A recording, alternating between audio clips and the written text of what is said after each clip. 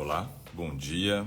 Hoje já é dia 6 de janeiro, são 7 horas em Brasília e mais 2 minutos. Estava esperando aqui a internet fazer a conexão de uma rede para outra. Seja muito bem-vindo, estamos aqui para mais um Today, mais um momento para a gente poder conversar sobre saúde. E já tenho aqui algumas pessoas comigo, deixa eu ver quem já está por aqui. O Aldeir já está aqui. A Viviane também, a Ândia Barbalho, a Shirley, Fiuza, Marília Tomazini, a Sueli Russo, Andy The Cyclist, né? Nosso amigo lá da Inglaterra. Deixa eu ver quem mais aqui, ó. Adventistas Campo Bom também conosco. Quem mais está por aqui? A Josefa Ribeiro Santos, a Maricele Tavares, Vivi Fernandinha também, a Sandra Santos, Crislin, legal. Ardeli Aires conosco também, Sueli Russo, a Ivone Neves Bueno, bacana. Quem mais está aqui? A Márcia Cristina Mendes também, o Jay também está por aqui, legal. A Aurita, muito bom. Sejam todos bem-vindos, pessoal. Prazer receber cada um de vocês. Ó. Sônia conosco também, Sônia Bank, deve ser assim a pronúncia. Vanildo, também por aqui. Yesmerino, legal. Sejam todos bem-vindos. Pessoal, deixa eu falar com vocês aqui, ó, rapidinho, sobre notícias, né, da pandemia. Não tem como não falar, né? O negócio só está crescendo e a coisa está complicando bastante. Veja, ontem o Brasil registrou 1.186 mortes em 24 horas. 1.186 mortes em 24 horas. É um número super elevado, né? Mas o grande problema tem sido que essa mortalidade está aumentando, mas tem uma região do Brasil que está vivendo realmente um período de caos, né? Que é Manaus. A coisa está muito complicada lá em Manaus, viu? Muito complicada mesmo. E Manaus está com 90 e tantos % da sua taxa de ocupação, né, das UTIs. Não tem mais UTI. Os hospitais, as maternidades, né, já estão sendo utilizados para tratamento de pacientes com Covid. O governo suspendeu todas as cirurgias eletivas, ou seja, as cirurgias marcadas, né, não vai ter. Todas elas estão canceladas, ou seja, pessoas que também dependiam do sistema de saúde nesse momento para fazer cirurgias importantes, como cirurgia muitas vezes, né, de um câncer, cancelado. Tudo para tratamento de Covid. No estado, né, do Amazonas como um todo, nesses 6 primeiros dias, ou 5 na verdade, né, porque hoje é dia 6, então nos 5 primeiros dias de janeiro, eles já tiveram um número de internamento maior do que no mês de abril, que foi quando eles tiveram o maior número de pessoas buscando internamento por causa de Covid. Ou seja, em 5 dias, eles conseguiram superar a média de internamento do mês de abril, que foi o mês onde teve o maior número de procura de pessoas para tratamento de Covid. E aí eu estava lendo uma matéria falando sobre os motivos pelo qual eles estão vivendo essa segunda onda dessa maneira muito trágica. Eles estão precisando de respiradores, né? O governo, né? O Ministério da Saúde deve estar enviando hoje novos respiradores para Manaus, né? Onde a situação está realmente caótica. E aí eu estava verificando aqui o que eles apresentam como as prováveis causas, né, dessa segunda onda. E é aquilo que a gente sempre diz, né? O que foi dito aqui, por exemplo, sobre essa segunda onda, a secretária de saúde da cidade, né, de Manaus, ela disse que foi o relaxamento, né, das regras de isolamento. As pessoas começaram a se aglomerar, teve o processo da eleição, onde teve muita aglomeração, depois as festas de Natal, e eles dizem que eles ainda não estão colhendo os frutos das festas de Natal. Então eles acreditam que essa situação, que já está ruim, ela vai piorar muito por volta do dia 13 ao dia 15 de janeiro. Então já está péssimo e ainda vai piorar. Dizem que teve muitas aglomerações nesse final de anos em bares e principalmente aí restaurantes também, né? Bares e restaurantes lotados, né? Teve festas, né? Nesse período aí de festividades, né? De fim de ano, antes mesmo do Natal já vinha o processo de aglomeração. Disse que os resorts ficaram lotados, né? Ou seja, né? Turismo, né? No período do corona. Eu acho muito complicado isso, né? E baseado nisso, eles estão vendo aí esse crescimento de internação. E a frase que diz a secretária é a seguinte: a gente está, sim, vivendo uma segunda onda da doença. Infelizmente, o relaxamento das medidas de biossegurança, o processo eleitoral e as festas de fim de ano criaram esse cenário. Ou seja, não dá para brincar, né, pessoal? O Brasil ontem teve, aqui no Brasil ontem teve uma reunião muito importante. Uma reunião dos governadores com o nosso ministro da Saúde, com o Pazuello. Que ele é o ministro da Saúde, porém, ele é especialista em logística bélica, né, para guerra. Vai entender. Mas ontem teve essa reunião super importante para poder fechar o calendário de vacinação. Resumo da reunião: nada definido. Nada definido. Ou seja, o Brasil está muito atrasado. O Brasil não se preparou para a vacinação, assim como também não se preparou para a pandemia. Não fizemos, né, nosso dever de casa, não nos programamos, né, para que realmente pudéssemos estar preparados agora para o momento da vacinação e vamos colher, infelizmente, os frutos. E esses frutos são vidas que vão se perder, né? Que não seja nós, não gostaria que fosse de nenhuma pessoa, mas obviamente muita gente ainda vai morrer por causa, né, desses desmandos que nós temos aí, dessas disputas, né, entre partidos, né, onde só visam a eleição, só visam o poder, mas não estão preocupados, né, com a vida das pessoas, que são justamente aquelas que colocam, né, esses mandatários aí no poder. É terrível a gente observar isso e perceber como que aqui no Brasil o mais importante é estar no poder do que fazer aquilo que realmente deve ser feito por aquelas pessoas que colocaram, né, esses mandatários no poder. É horrível isso, mas é a realidade aqui do Brasil. Ontem, né, eu estava refletindo sobre uma frase que eu ouvi, né, do secretário de Saúde do Reino Unido, onde ele disse assim: assim que a pandemia chegou, nós começamos a nos preparar, né, para a vacinação. Ou seja, eles já sabiam que vinha uma vacina, todo mundo sabia, e eles começaram a se preparar com os insumos e fazer tudo que era necessário para que eles pudessem, então, estar aptos para o dia do início da vacinação. E o Reino Unido foi o primeiro país ou a primeira região do mundo a começar o processo de vacinação. Por quê?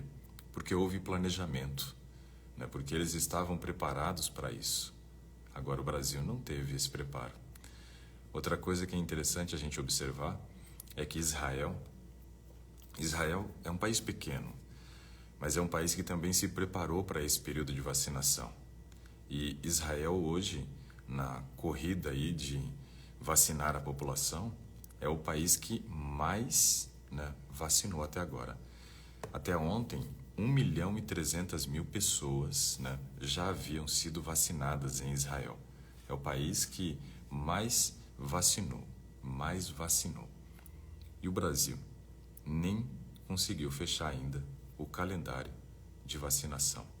Veja, a vacina estava aí disponível já, os laboratórios falando, né? Fizemos aqui testes, tivemos vacinas que foram feitas aqui, a terceira fase, né, de testes, que é uma fase muito importante para a liberação da vacina.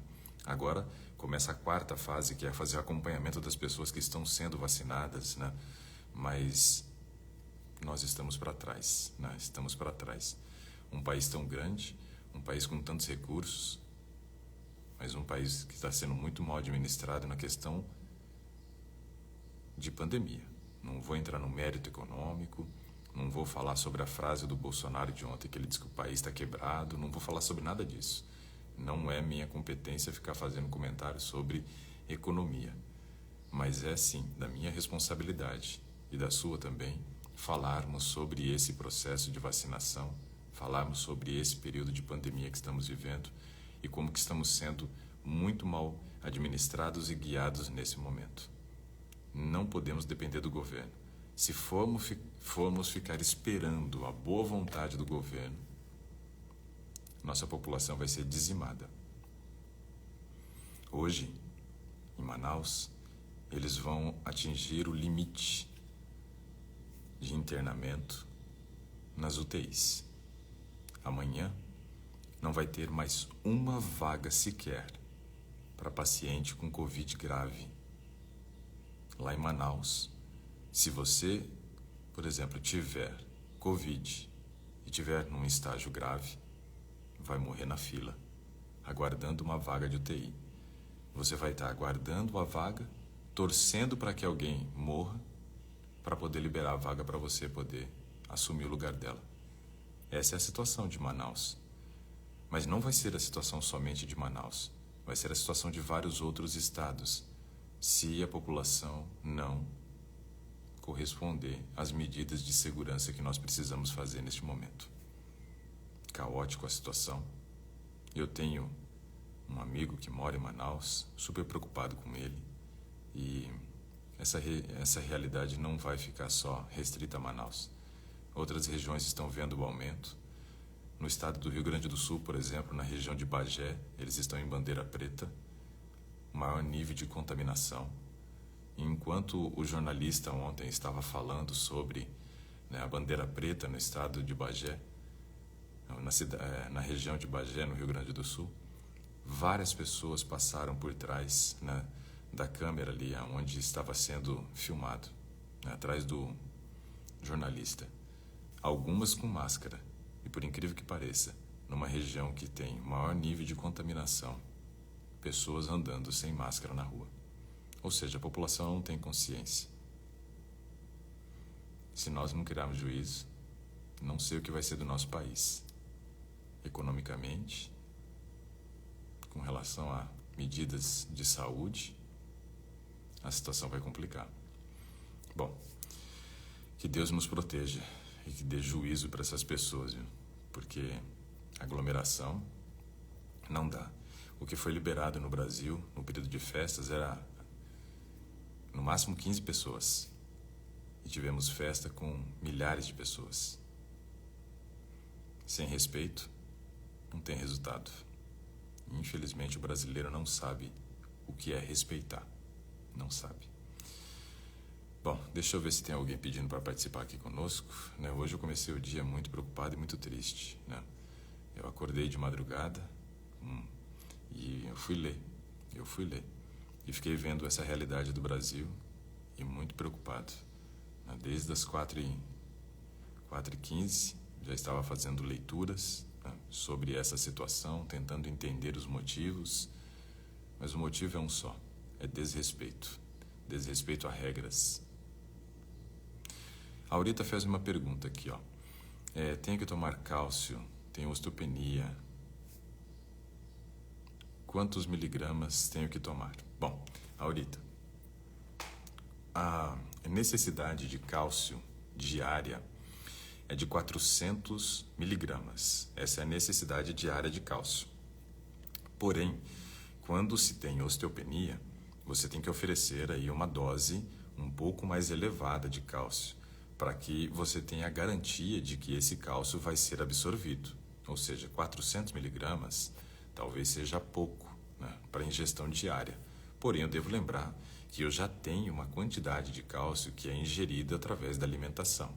Então, eu posso ficar com suplementação de 400 a 800 miligramas. Não precisa mais do que 800. E o mínimo deve ser 400 na hora de pensar na suplementação. Porém, de nada vai adiantar fazer uma suplementação de cálcio se você também não estiver com seu nível de vitamina D normal, porque a vitamina D ela é importante para o processo de absorção do cálcio. Então tem que observar como está o nível de vitamina D. E depois que esse cálcio entrou, ele também precisa sentir, né, que é necessário a entrada dele dentro dos ossos. E como é que a gente faz isso? Com atividade física. Ou seja, só fazer a suplementação sem observar as outras partes do processo de construção de osso não resolve. Então a gente precisa suplementar o cálcio, estar com nível de vitamina D normal, fazer atividade física de resistência ao impacto para gerar a necessidade do cálcio ir para dentro dos ossos, dormir cedo, porque o processo de construção dos ossos acontece enquanto você dorme. A Crislin também acho que fez pergunta aqui, ó. Doutor, estou me sentindo muito mal esse início de ano. Calores constantes, humor ruim, dores no corpo. Ontem minha pressão estava 13/8. 13/8 está excelente, Cris, nesse aspecto. Tem que saber qual que é o seu padrão, né, de pressão. Coração acelerado. Tá uma loucura. Estou com 47 anos. Será menopausa? Um risco enorme, Crislin, de ser. Um risco enorme. Que presente começo de ano, hein? Começar o ano já com os efeitos aí das alterações, né, de hormônios sexuais. Crislin, o que você vai ter que fazer é um exame. Você vai ter que fazer dosagem de alguns hormônios sexuais. Então você tem que fazer dosagem de testosterona, tem que fazer a dosagem de estradiol, FSH e LH. Né? Esses daí seriam os principais hormônios para você poder constatar se você já está entrando nesse período de menopausa. Referente à idade, talvez seja provável que seja isso mesmo que está acontecendo, né? Porque tem alteração de humor em virtude da mudança dos hormônios, né? Gera muitas vezes, né, um mal-estar no organismo, e esses calores é a coisa mais comum nesse período. Então tem que fazer esses exames aí. Dosagem de testosterona, estradiol, FSH e LH. Vamos ver o que mais que nós temos por aqui. A Emília pergunta sobre a dosagem de zinco. Zinco é de 15 a 20 miligramas. Viu, Emília? Essa dose aí de zinco já é o suficiente. E o zinco é super importante para regular, né, nosso sistema de transporte sanguíneo, né? Então, para melhorar aí o fluxo sanguíneo, o zinco é fundamental. De 15 a 20 miligramas. A Sueli diz assim, ó, meu exame de biópsia, né, deu metaplasia sem malignidade, positivo para Helicobacter pylori, tratamento com omeprazim Pramix, quer dizer, Omepramix, 4 comprimidos de manhã e 4 antes do jantar, e omeprazol, 2 cápsulas em jejum, período de 14 dias. Bom, o que acontece é que você foi, né, contemplada com a bactéria Helicobacter pylori, que é responsável por 90% das causas de gastrite. E essa questão da metaplasia é quando nós temos, né, um processo de aumento de número de células, né? Isso acontece por causa das lesões que vão sendo feitas em virtude da ação da bactéria e o aumento na produção de ácido dentro do estômago. E isso vai gerando, muitas vezes, um aumento do número de células.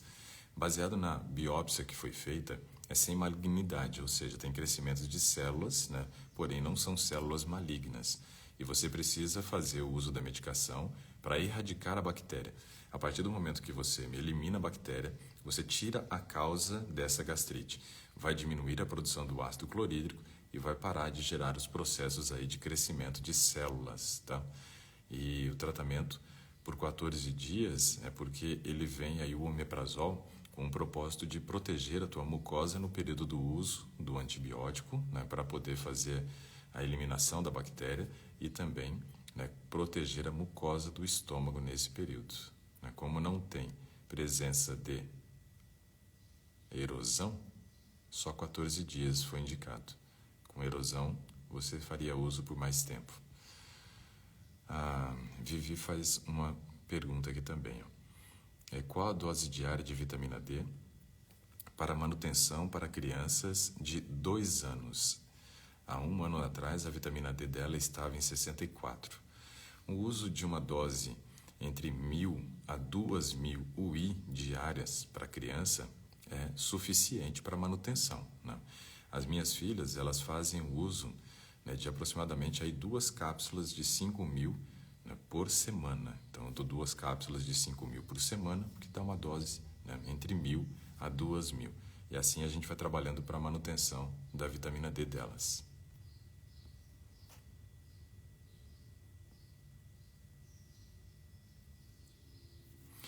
A Maricele pergunta sobre a suplementação de vitamina C em crianças, né? Se tem alguma específica.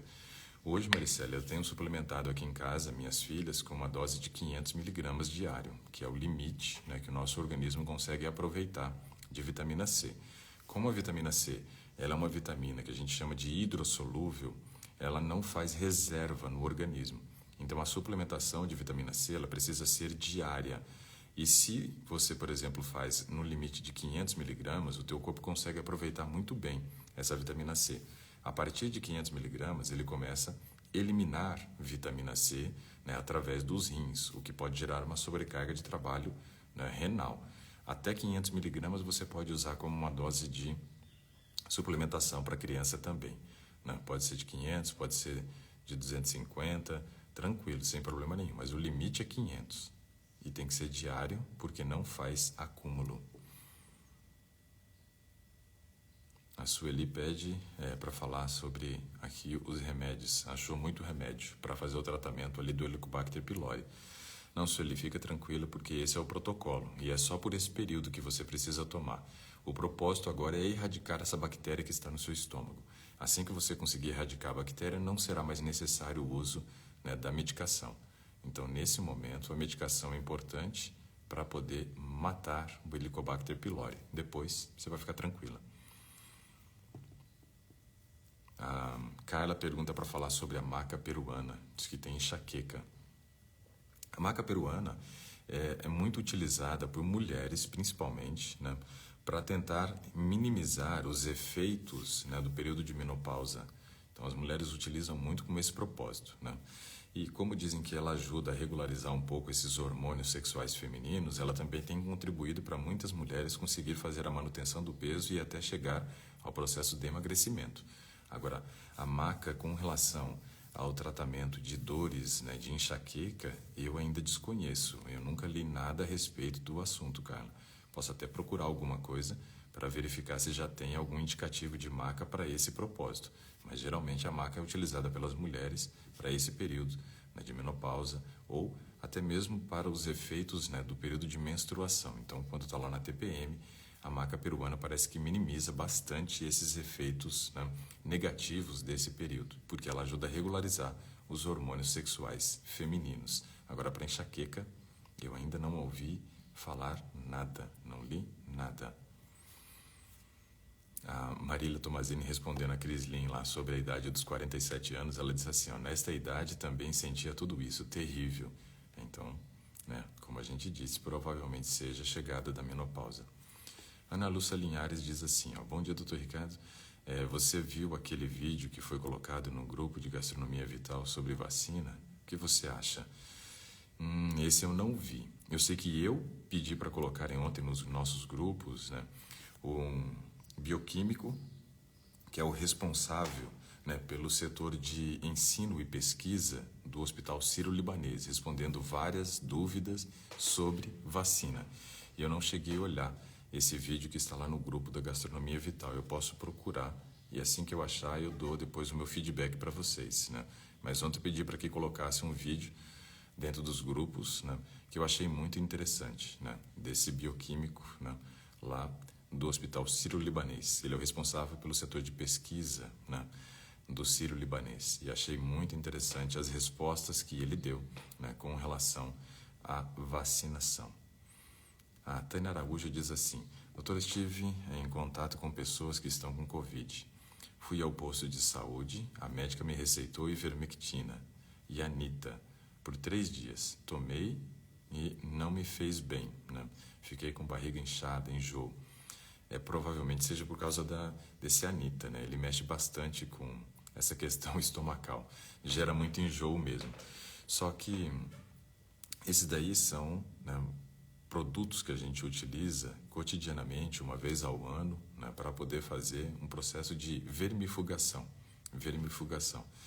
A ivermectina ainda parece que tem, né, uma certa relevância dentro desse processo aí, o pessoal tem dito.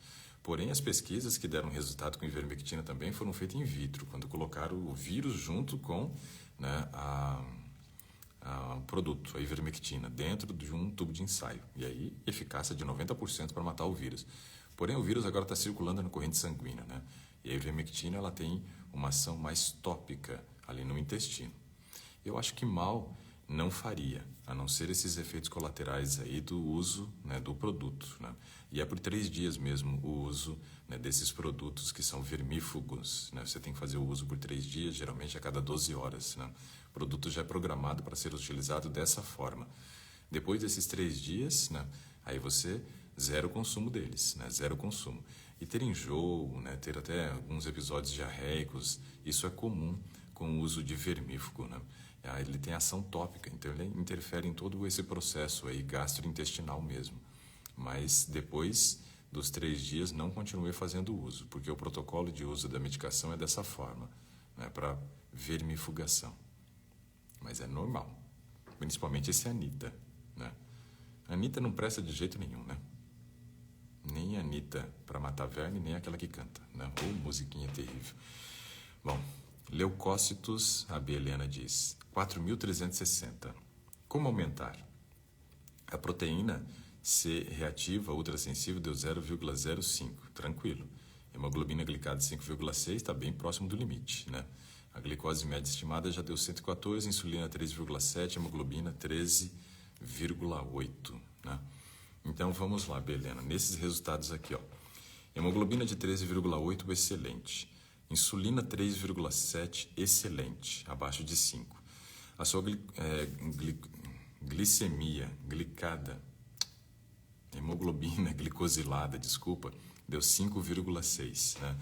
E 5,7 para cima é um alto risco para diabetes. De 5,7 para baixo, baixo risco para diabetes. Então você está bem num limiar, num baixo risco para um alto risco, né? E nesse caso a tua insulina está funcionando muito bem, né? 3,7 na corrente sanguínea de insulina mostra que você tem uma baixa resistência insulínica. Então eu não me preocuparia com esse valor de sua hemoglobina glicada de 5,6, de maneira nenhuma. A sua proteína C reativa está muito boa, né? Isso é para poder medir risco para doenças cardiovasculares, né? Está ótima. E o seu leucócito está em 4.360. Geralmente, a gente tem 2 formas de analisar os leucócitos. A grande maioria dos laboratórios diz que o normal é ele estar entre 4.500 e 11.000. E alguns outros laboratórios já estão utilizando um novo protocolo que considera de 4.000 a 11.000 normal. Ou seja, dependendo do laboratório que você esteja analisando, você vai estar com nível de normalidade nos leucócitos ou vai estar um pouquinho abaixo. O aumento dos leucócitos está diretamente envolvido com processos inflamatórios, né? Eu acredito que nesse nível não deve gerar nenhum tipo de preocupação para você. Se você, por exemplo, perceber, né, que esses leucócitos estão baixando, aí vale a pena fazer uso de alguns suplementos que ajudam no processo de aumento da imunidade. Por exemplo, a N-acetilcisteína deve ser utilizada, a vitamina C, vitamina D, né, o próprio ferro e ácido fólico tem uma relação, vitamina B12, vitamina D. Então isso pode ser utilizado nesse momento para tentar aumentar o número de leucócitos, mas eu não me preocuparia. Eu achei que seus resultados eles estão muito bons, né? E você merece mais parabéns do que puxão de orelha. Então fique tranquilo, Belena, com esses resultados aí. Eu não ficaria nem um pouco preocupado, né, se fossem meus resultados que tivesse dado assim. Fique tranquila. Deixa eu ver se tem mais alguma pergunta. Ninguém pediu para participar hoje. A Emília disse assim, Israel sempre esteve à frente.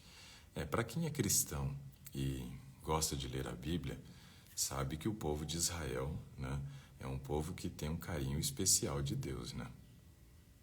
Era o povo escolhido, era para eles poderem dar exemplo para as outras nações, né?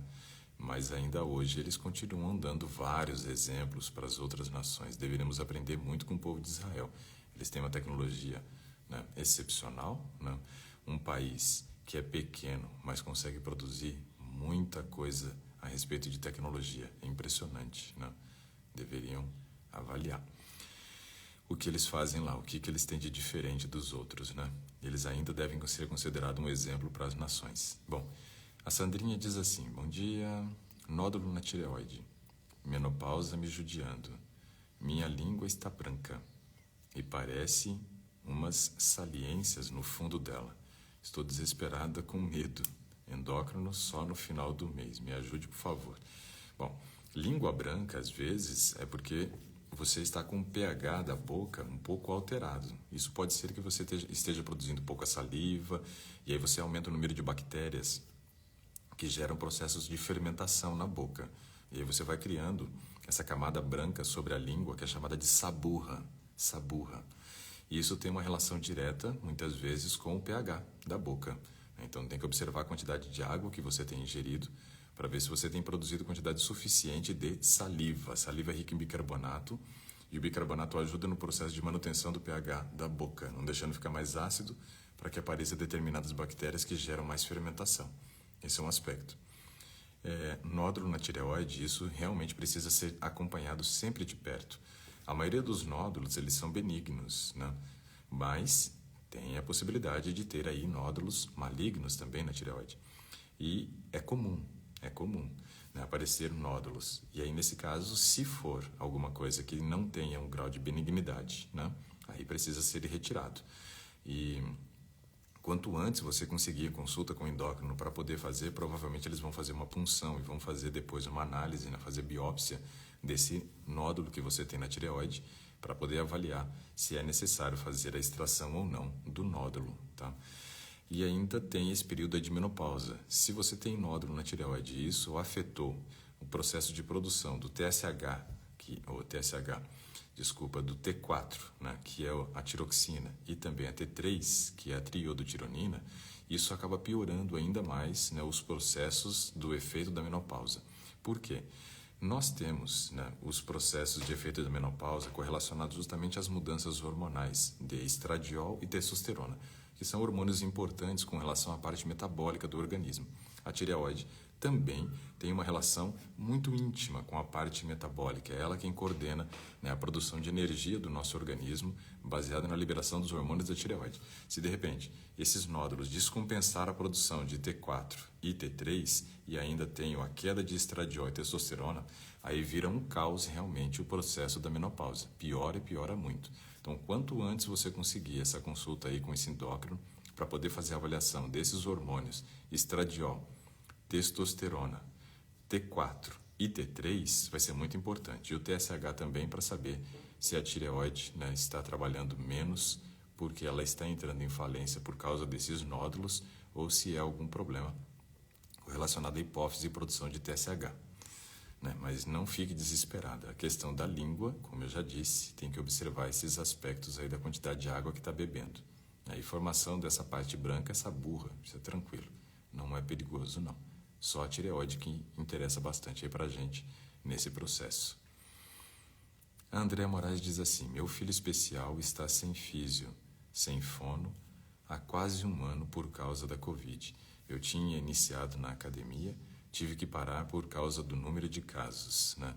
Que isso passe logo. Pois é, Andréa. E o pior é que não vai passar tão rápido quanto a gente imagina. Porque, veja só, nós não temos um calendário de vacinação. Não foi estabelecido nada ainda. O Brasil cogitou a possibilidade de fazer a compra da vacina da Pfizer, depois descartou. O governo federal não quer fazer a compra da Coronavac, né? Por quê? Porque a Coronavac é a vacina, né, que o estado de São Paulo elegeu como sendo a vacina para imunizar a sua população. Como o Dória e o Bolsonaro têm rixas políticas, né? Então ele também está tentando fazer jogo duro para o Ministério da Saúde não comprar vacina proveniente da China. Então agora A bola da vez é a vacina de Oxford. Só que a vacina de Oxford ela é produzida tanto na Inglaterra quanto na Índia, num laboratório na Índia também. Na Inglaterra, o laboratório não dá conta, porque o laboratório já está produzindo para toda a sua população e para alguns países da Europa que já fecharam o contrato há tempos atrás, né, com a Universidade de Oxford e o laboratório. Nesse caso, o Brasil teria que fazer a importação das vacinas de Oxford vindo da Índia, produzida no laboratório indiano. E aí, nesse caso, tivemos o contato para poder fazer essa importação e o governo da Índia vetou, né, a exportação de vacinas para o Brasil. Depois de muita negociação, o Itamaraty confirmou que conseguiram, né, fechar um contrato com o laboratório indiano para fazer a compra das vacinas de Oxford. Ou seja, o Brasil não se preparou ainda para esse momento de vacinação. Como nós não temos o calendário de vacinação, não temos ainda quantidade suficiente de seringas, não temos quantidade suficiente de agulhas, eu acredito que aqui no Brasil a coisa ainda vai demorar. Talvez o estado de São Paulo saia na frente dos outros estados, porque ele já tem uma grande quantidade de doses da Coronavac, que é a vacina que vem lá da China, e como o estado de São Paulo é o estado que mais produz insumos no Brasil, provavelmente, né, o Dória deu algum jeito lá de tentar confiscar, né, toda a produção de seringas e agulhas para ficar no estado. Vai ser uma briga com o governo federal que vocês podem esperar os próximos capítulos aí, o que vai acontecer, né? E eles estão prometendo que no dia 25 de janeiro começa o seu processo de imunização. Eles estão lutando para fazer nessa data porque é aniversário de São Paulo e aí eles querem, meio que aniversário da cidade, presentear então, né, a população com o início da vacinação. Não sei o que vai ser, mas eu acho difícil que comece no dia 25. Espero que comece mesmo e que a gente comece já a controlar. Porque se a gente tiver uma segunda onda em São Paulo, aí a coisa complica, né? Porque o maior número de casos está no estado de São Paulo. A população onde tem maior aglomeração de pessoas, né, por metro quadrado é o estado de São Paulo. Então, tomara que eles comecem o quanto antes mesmo. Agora, se essas vacinas vão trazer todos os resultados que a gente espera, não sei. Eu sei que, pelo menos por enquanto, no mundo, não tivemos reações adversas graves, né? Ou seja, apresenta-se como sendo segura essas vacinas. Sandrinha fala aqui, amo sua linha de pensamento, seu raciocínio lógico e sensato. Concordo com sua fala em tudo. Estou há meses em quarentena. Pois é, precisamos, né? Não dá para arriscar, não. Eu busco ser coerente mesmo, né? Não gosto de ficar fazendo fanatismo e gosto de trabalhar sempre de maneira sensata. Deixa eu ver o que mais que tem por aqui de perguntas. Nível normal de vitamina D, Vera Lúcia pergunta. Quando a gente fala de vitamina D, Vera Lúcia, a gente tem a forma que os laboratórios consideram, né, o processo de avaliação. Eu tenho meu próprio processo de avaliação, onde eu acho que muitas vezes, né, eles estão subestimando algumas coisas. Mas o normal é assim, ó,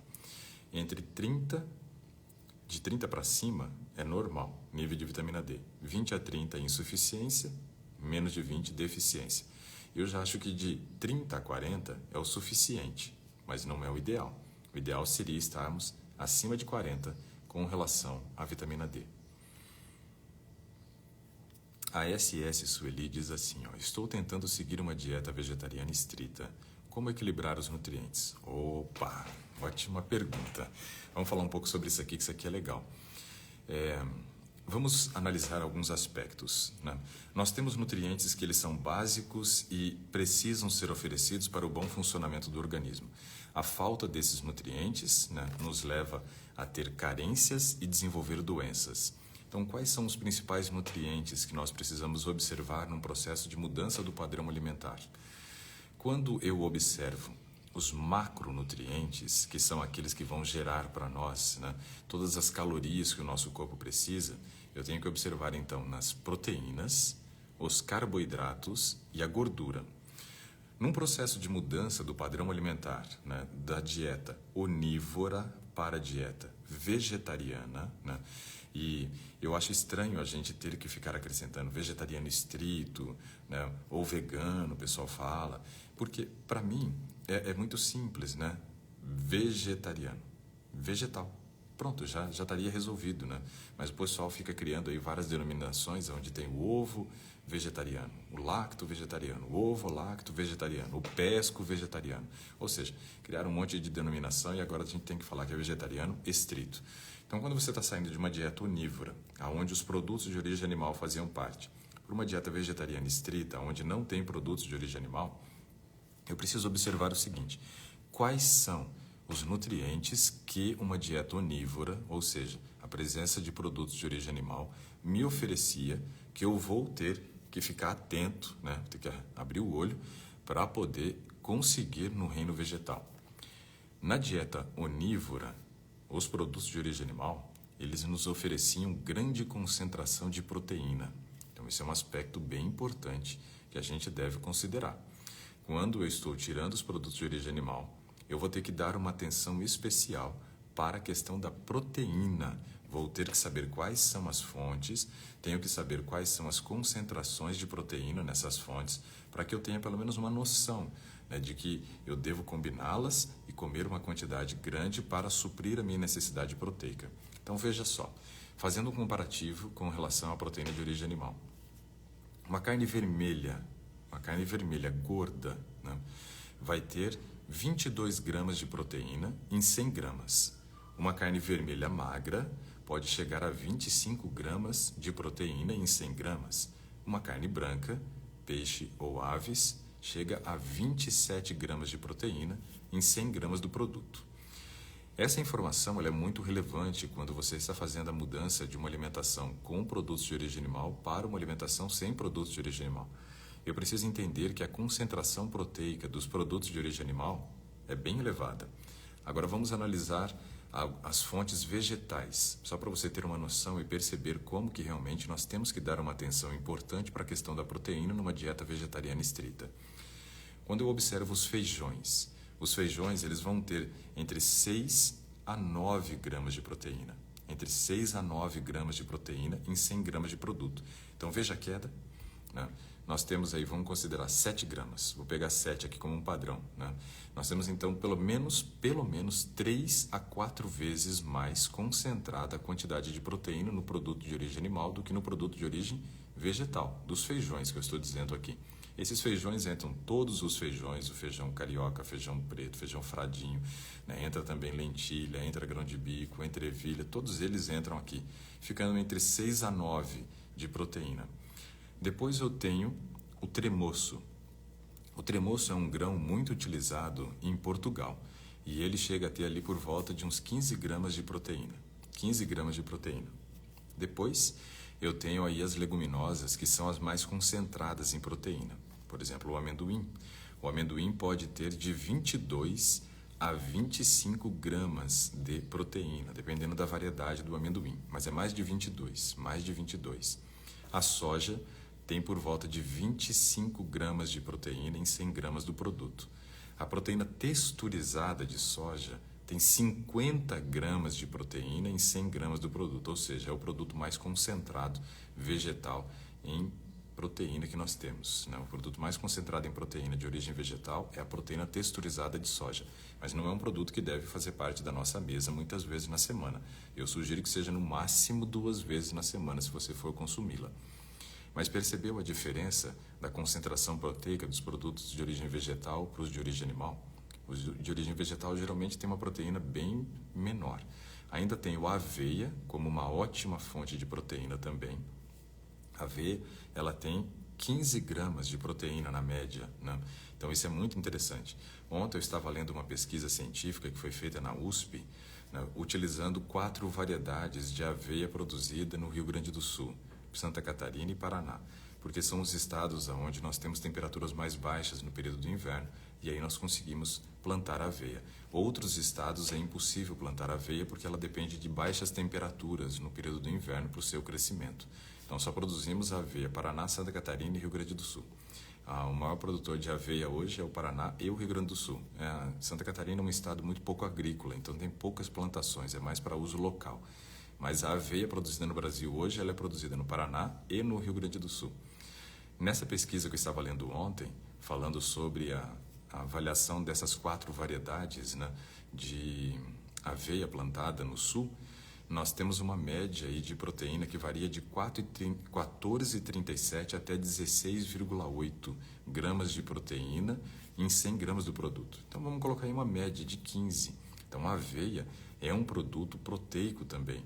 Vale muito a pena o uso da aveia. Por isso que quando uma pessoa se torna vegetariana, ele tem que ter essas informações para saber como combinar os alimentos para suprir a sua necessidade. Por exemplo, se eu vou comer aqui de manhã e eu preciso dar atenção para os macronutrientes para poder equilibrar a minha dieta vegetariana, eu preciso comer fontes de carboidrato. Então eu vou comer, por exemplo, frutas. Frutas é uma ótima fonte de carboidrato, junto com aveia.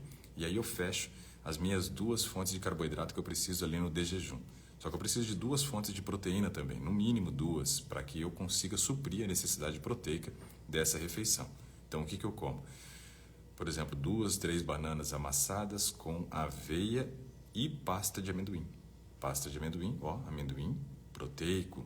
Então eu como por volta de 30 gramas de pasta de amendoim. Em 30 gramas de pasta de amendoim, eu consigo aí uma quantidade razoável de proteína. Consigo por volta de uns 7 gramas de proteína. Mais a quantidade de aveia que eu consumo, mais uns 7 gramas de proteína. Então eu tenho pelo menos aí uns 15 gramas a 20 gramas de proteína já garantido nessa refeição. Então é interessante a gente observar esses detalhes para saber como combinar. Se eu não sei como combinar, eu corro o risco de me tornar um vegetariano e acabar apresentando carência na proteína. Então esse é um aspecto importante, aprender a combinar as proteínas. Outra coisa que deve ser observada é que os produtos de origem animal, eles possuem B12. Isso não garante para a pessoa um nível de normalidade de B12. Tem muita gente que come produto de origem animal e ainda assim tem níveis baixos de vitamina B12. Dos meus pacientes, nesses mais de 15 anos de experiência na área de nutrição, eu sempre pedi exame de vitamina B12 para os pacientes. E fazendo análise, sempre trabalhando com as questões estatísticas, eu sempre encontrei a seguinte média: de cada 10 pacientes que comem carne, queijo, leite e ovos, ou seja, os produtos de origem animal, de cada 10, 7 estavam com um nível de vitamina B12 abaixo do normal. Olha que coisa incrível. Eles comiam produtos que são fontes de vitamina B12, porém, de cada 10, 7 deles tinham vitamina B12 baixa. Então a B12, isso daí, pessoal, vale para todo mundo essa recomendação. Devemos fazer exame, independente de sermos vegetarianos ou sermos onívoro. Se você come produtos de origem animal, você não tem uma garantia de que a sua B12 vai estar correta. Meus pacientes comendo tinham deficiência. Então é importante que toda a população avalie vitamina B12. Ela tem papéis extremamente importantes no funcionamento do sistema nervoso, cérebro como um todo. Então é importantíssimo darmos atenção à vitamina B12, independente de comermos ou não produtos de origem animal. Esse é um aspecto. Quem é vegetariano estrito, esse já sabe que vai precisar suplementar, porque não vem através da dieta. A vitamina B12 é um produto que está presente somente nos produtos de origem animal. Por quê? Porque são as bactérias que estão no intestino que produzem. Nós temos bactérias intestinais, elas também produzem vitamina B12. Porém, eu preciso lembrar que aqui é a região de absorção de B12, aqui é a região de produção de B12 e o fluxo é daqui para lá. Ou seja, eu vou produzir a B12 e ela vai ser eliminada nas fezes, não vou ter contato com a B12 para absorção. Então, eu preciso fazer o processo da suplementação. Então, quando nós pensamos numa dieta vegetariana, esses são os 2 aspectos, Sueli, que me geram mais preocupação.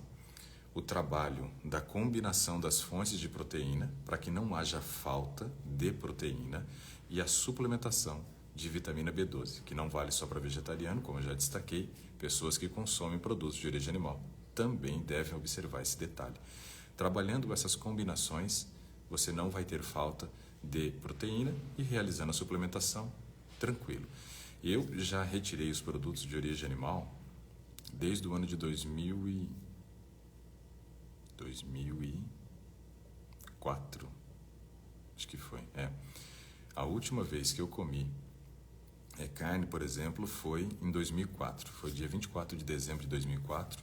Foi, assim, digamos, a minha despedida, das carnes. Eu retirei ali, então, as carnes em 2004.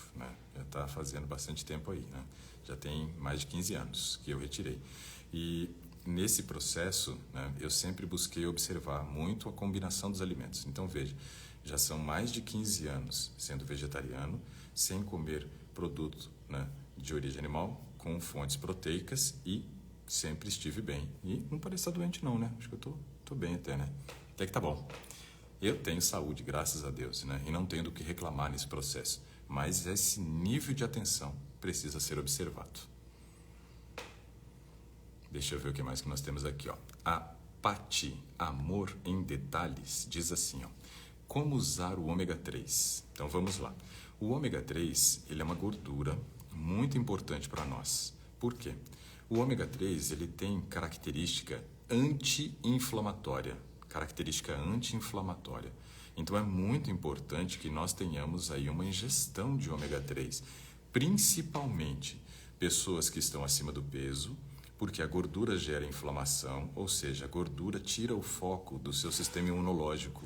Se você está acima do peso, seu sistema imunológico está preocupado em combater a gordura. Por isso, o uso do ômega 3 para quem está acima do peso é muito interessante nesse período de pandemia, por exemplo, para que essa pessoa possa diminuir o processo inflamatório gerado pelo aumento de peso, pela gordura que está acumulada, e o sistema de defesa esteja apto para combater, né, a invasão desse vírus aí terrível que tem ceifado inúmeras vidas. Então, o ômega 3 ele é muito importante. E é uma gordura que diminui os processos inflamatórios. Porém, nós temos uma ingestão muito pequena de ômega 3. Né? Nossa população praticamente não consome ômega 3. E aí se faz necessário, muitas vezes, o uso do suplemento. E como utilizar esse suplemento? Como o ômega 3 é uma gordura, é necessário que ele seja utilizado junto com uma refeição que você vá comer uma fonte de óleo, vá comer uma fonte de gordura. Então, por exemplo, eu citei ali o meu de jejum: banana, aveia, pasta de amendoim. Se eu estou consumindo pasta de amendoim, eu estou consumindo gordura. Então, esse seria um ótimo momento para eu incluir o ômega 3, porque tem gordura e eu vou favorecer o processo de absorção do ômega 3. Na hora do almoço, também é uma opção interessante. O pior horário para o uso do ômega 3 é na refeição noturna, quando a gente não deve consumir fontes de óleo, a não ser que seja o abacate. Né? O abacate é uma opção para a noite, porque ele não é tão concentrado em gordura quanto as pessoas imaginam. Por exemplo, 100 gramas de amendoim deve ter umas 580 calorias em 100 gramas de amendoim. Em 100 gramas de abacate, eu tenho 135, 140 calorias. Então, ele tem bem menos concentração de gordura do que as oleaginosas. Então, o abacate é a única gordura que a gente diz que pode consumir à noite e não vai gerar prejuízo no tempo de esvaziamento gástrico e comprometer a sua qualidade de sono. Se você, por exemplo, come abacate à noite, você pode tomar o ômega 3 à noite. Caso contrário, ou no de jejum, ou no almoço. A Quequinha diz assim, ó. Meu irmão teve um AVC que afetou o lobo frontal. Ele grita bastante. Que alimentos posso usar para sua melhora? Bom, quando a gente fala de AVC, isso é chamado de acidente vascular cerebral. Nós temos dois tipos de AVC. Nós temos o AVC hemorrágico e temos o AVC isquêmico.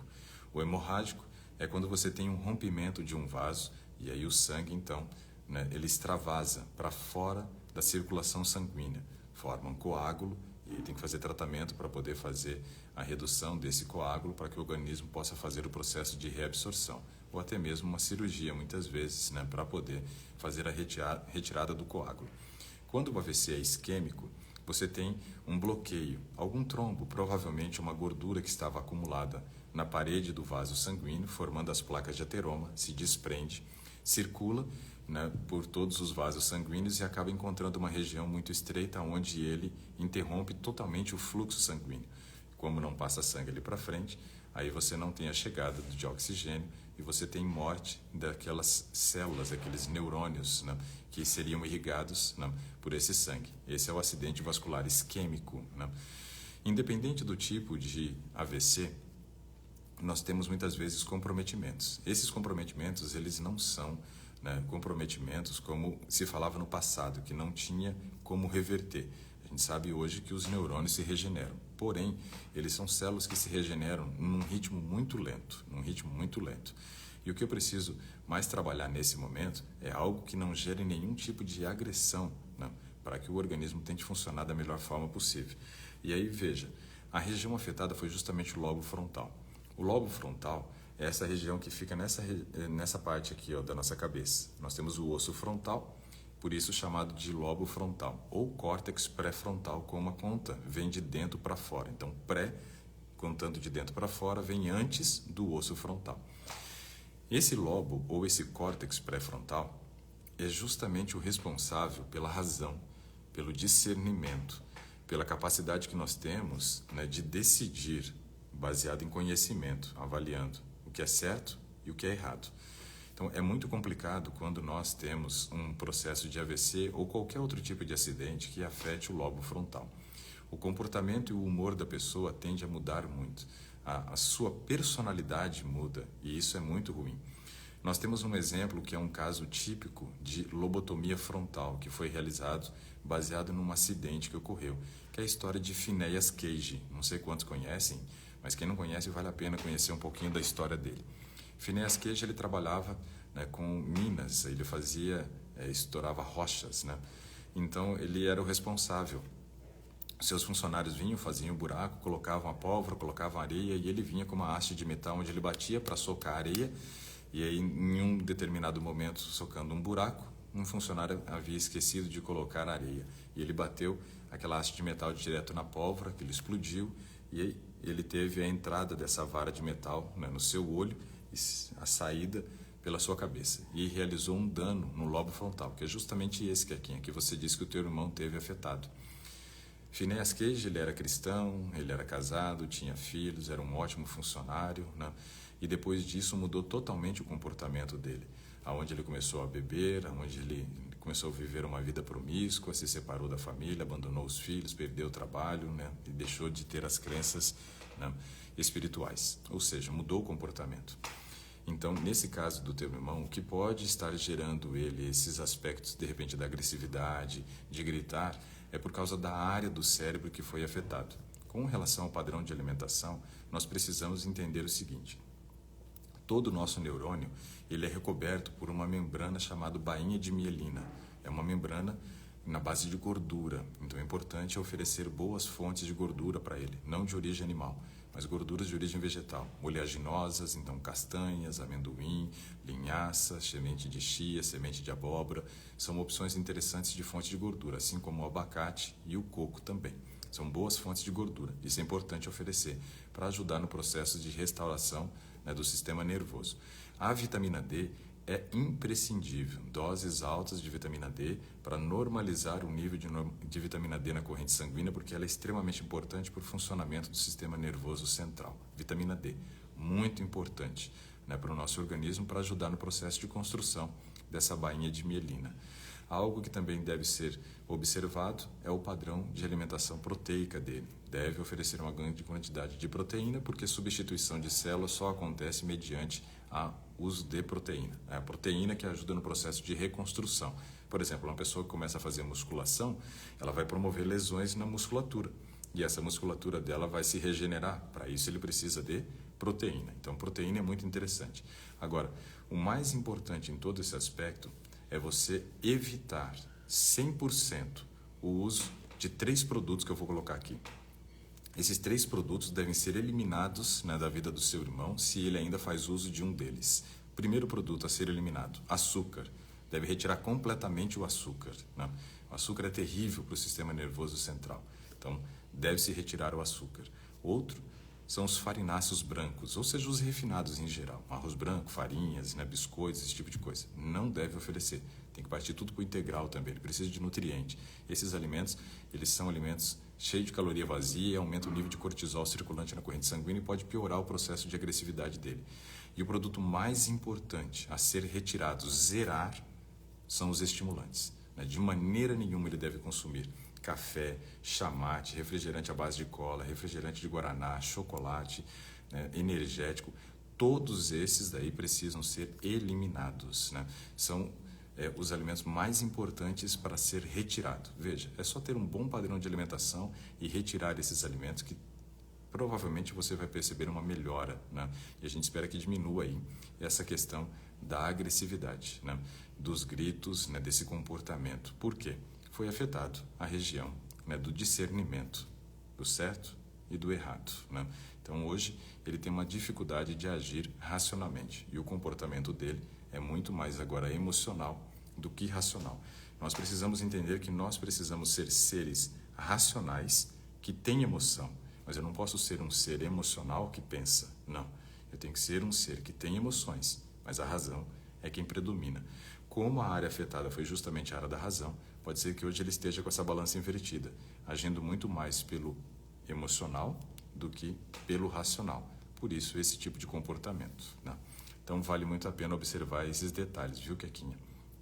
E eu desejo melhoras e desejo que você também possa trazer um feedback, né, muito bom para nós daqui a algumas semanas, né, com essas mudanças, com a retirada desses alimentos, caso ele ainda fizesse uso deles, tá bom? Pessoal, são 8 horas e 2 minutos, é o momento de nós encerrarmos, né, o nosso Today.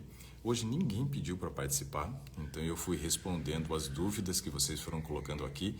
Espero que tenha sido um bom Today, que a gente reflita também naquelas primeiras palavras a respeito da pandemia. Nós estamos aí iminente de uma segunda onda no Brasil inteiro e já estamos vivenciando isso de maneira muito clara já no estado do Amazonas, principalmente em Manaus, né? 96% das internações de todo o estado do Amazonas ocorrem em Manaus, ou seja, já estamos vivendo essa segunda onda lá. Outras cidades e estados provavelmente entrem também numa segunda onda. Então que a gente continue mantendo aí todas as orientações, né, das regras de isolamento, né, e que a gente também possa fazer o uso das nossas máscaras, álcool em gel e sair o mínimo possível de casa. Que Deus abençoe todos vocês, desejo um ótimo dia, nos vemos amanhã às 7 horas aqui no Today. Grande abraço a todos, até mais, tchau, tchau.